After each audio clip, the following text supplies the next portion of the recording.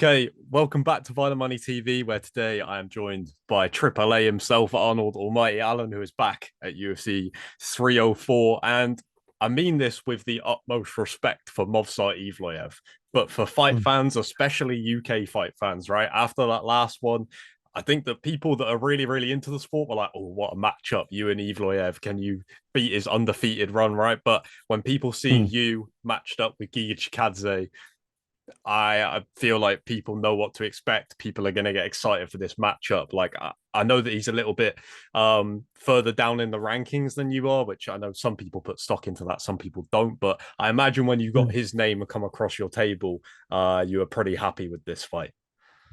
Yeah, it's a good fight. Obviously you always want to fight the highest ranked possible. Uh, that was the case even with the last one. But they were sort of, I don't know, maybe it's whoever's got certain managers, they get certain opportunities or whatever. But after Holloway, I was trying to get a fight with Ortega, but there was no traction on that at all. And then we were fighting down the rankings against Evloev, which is fine because we know I know how good he is, and he's elite, and he's a top level guy. Win over someone like that puts you back in the top.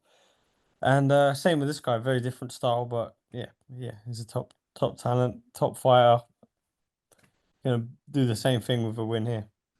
Yeah, like one of the things you said to me about the Evloev fight was that he was realistically probably a tougher fight than some of the guys that are ranked higher than both him and you. Yeah.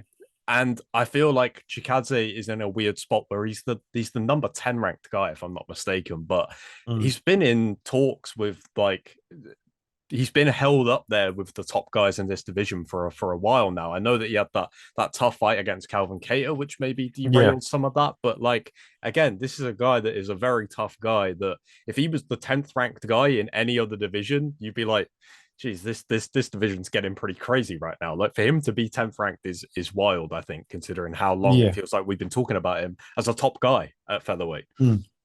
Yeah, no, he's a good talent, definitely. But again, certain people are backed by certain people, they get certain opportunities as well. So yeah, it is what it is. But I've just got to go out there and do the business. That's it. This is the big contentious point ever since this card was announced. How do you feel about fighting early in the morning? Like obviously you weren't a part of the last time they came to Manchester and did this. So I don't know if you ever experienced anything quite like this before, of fighting at a crazy time? Uh, no, so I fought in Vegas at like it was like 10 a.m. But that's Right. not that bad. Like I didn't have to get on a reverse sleep schedule and all that business. It was kind of a little bit closer to what we spar at around lunchtime usually, so that it's not too bad. But yeah, it's just shit in it. How do you plan for something like that? Because I can't imagine that your coaches will have had too many experiences like this either. So it's not really a thing that people know. Okay, well, like obviously you've got to adjust training times and Yeah. sleep schedule and things like that. But that's a lot easier said than done. Yeah, definitely. Yeah, well, the good thing having like a very experienced team members, someone somewhere in the gym has done this Right. and they know what to do and they've what not to do. But it's just it's just annoying. I think for a couple of weeks we'll just have to be on a reverse schedule if that makes sense. Almost like probably go to bed at 6 and wake up at 2 p.m. Weird one. Yeah, that is tough. Another thing that Yeah. is tough about this one is, of course, this is going to be going down in the newly built co-op arena that is yet to Yeah. open properly yet, which is a little bit concerning. But fingers crossed, Yeah, everything goes yeah. to plan, right? But of course, contentious for you, a person that holds the quality of meal deals across the UK up to a high standard. I don't know how Yeah. well experienced you are with the co-op and their game when it comes to meal deals. Is this a place you're happy to be fighting in? No. The co-op is not top tier. They got some good stuff, but I don't know. Don't rate it. And the arena sounds dump as well. It keeps breaking down, so I don't know. I don't know about you, but my experience with co-op meal deals is that I've definitely played overprice a few times because I haven't been Yeah. clear and that is like my biggest bugbear with meal deals. Like at least that's the simplest part to get right. Even if the selection Mm. isn't that good, if I don't know what I'm supposed to be picking, and then you get to the checkout and it comes out like £6, it's just Disappointing. yeah, yeah. And I feel like they do. It's been a while. I don't have a co-op near me, but they Mm. used to do a thing where you would get like a pasty as a snack, which is obviously incredible value, but I don't Yeah. trust a meal deal like that. You know? No, no, you can't trust it. No. I imagine get the boost bars in for this two No, a.m. no. fight, right?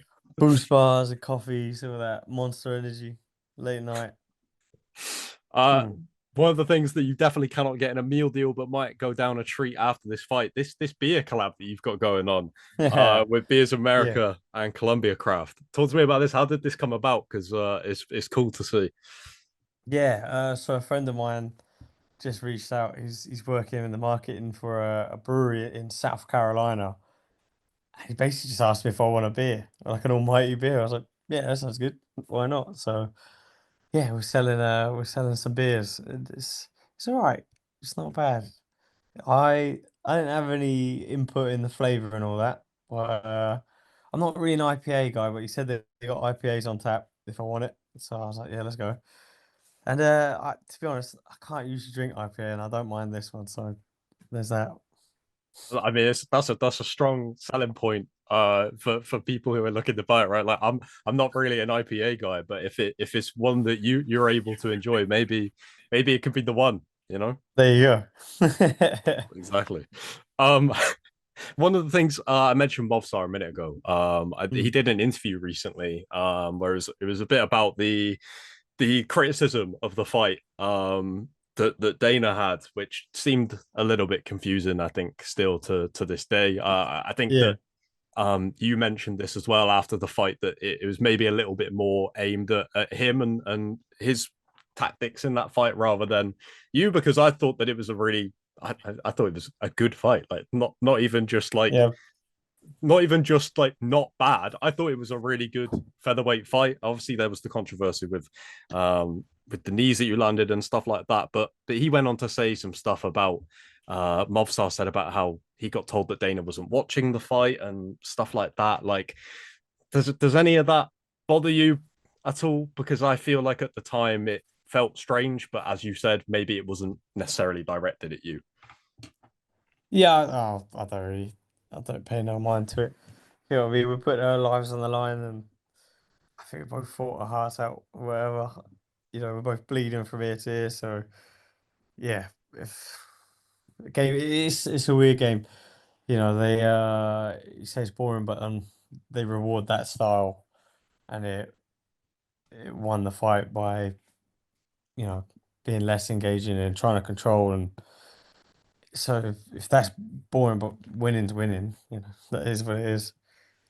Not that I'm sure you will want to celebrate losses too much, but I think you might be up there now, in terms of the last couple of years with the people who have a defeat that has aged the best. Right, that Max Holloway fight Yeah. was a really great fight. And then he goes out and does what he does at UFC 300. I know that you put up some stuff on YouTube already about it and stuff like that, but Mm. I mean, uh, the tweet that you put out after about you tried to beat him at his own game by meeting him right at the end of the fight was Mhm. absolutely phenomenal. Talk to me about Mm. the reaction watching that fight, and just the levels that Max Holloway is still at. He's not even that Yeah, old, you look so great. it Yeah, seems you crazy look great. to think of him like that. But yeah, He just he's just super focused on. He switched on. He looks like he's getting better. Obviously, um, he stepped up to lightweight before, and like that power and that strength was the kind of missing link against Poirier. I know, like you can't do MMA math; it doesn't work that way.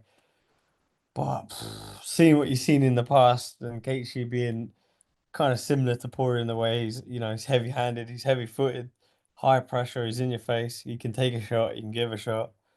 5 round fit, he's gonna match him for cardio. You think, oh, maybe he'll struggle there again. But yeah, he just stepped up a level and he looked great. He looked great. He just every second of the fight he was switched on.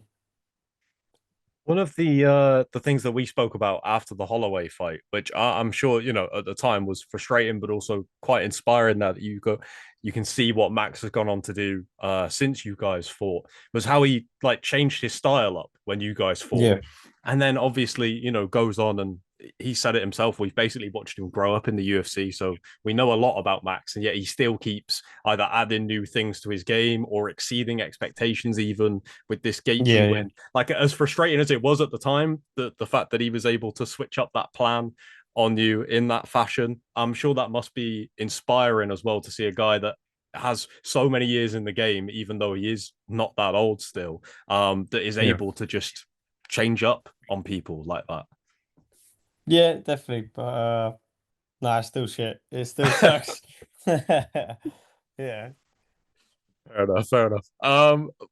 I wanted to mention very, very briefly another guy that was on the UFC 300 card, Aljamain Sterling getting a win over Calvin Mm, Kattar. I believe he mentioned in an interview that I don't know if the fight was ever offered between you and him, but he had mentioned your mm. name before as an option at some point. Was that anything that ever became serious on your end?